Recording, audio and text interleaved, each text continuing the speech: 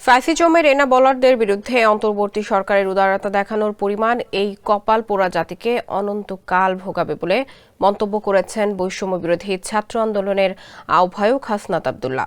বৃহস্পতিবার সকাল 10:30টার দিকে সামাজিক যোগাযোগ মাধ্যম ফেসবুকে তার ভেরিফাইড ফেসবুকে দেওয়া এক স্ট্যাটাসে এমন মন্তব্য করেন তিনি। পোস্টে হাসনাত আব্দুল্লাহ লিখেন, ফ্যাসিজমের এনা বলারদের বিরুদ্ধে অন্তর্বর্তী সরকারের উদারতা দেখানোর পরিমাণ এই কপাল পোড়া জাতিকে অনন্তকাল ভোগাবে। হাসিনার ঘি খাওয়া ফ্যাসিস্ট এনা বোলাররাই এখন মানবাধিকারের আলাপ নিয়ে ফ্যাসিস্টদের পক্ষে সিম্প্যাথি গেইন ক্যাম্পেইন চালাচ্ছে। এই ক্যাম্পেইন না থামাতে পারলে আপনি শেষ। আজকে আমরা, আগামীকাল অন্য কেউ। একমাত্র ওয়ালটন এসি দিচ্ছে 1 বছরের রিপ্লেসমেন্ট গ্যারান্টি। এদিকে সচিবালয়ের অগ্নিকাণ্ডের ঘটনায় ফেসবুকে পোস্ট দিতে হুঁশিয়ারি দিয়েছেন অন্তর্বর্তীকালীন সরকারের যুব ও ক্রীড়া এবং স্থানীয় সরকার পল্লী উন্নয়ন ও সমবায় মন্ত্রণালয়ের উপদেষ্টা আসিফ মাহমুদ সজীব ভুঁইয়া।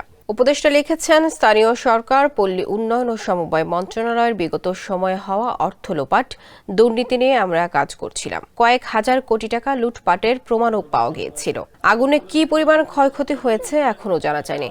আসিফ হুঁশিয়ারি দিয়ে লিখেন, আমাদের ব্যর্থকর এই ষড়যন্ত্রে যে বা যারাই জড়িত থাকবে তাদের বিন্দু পরিমাণ ছাড় দেওয়া হবে না।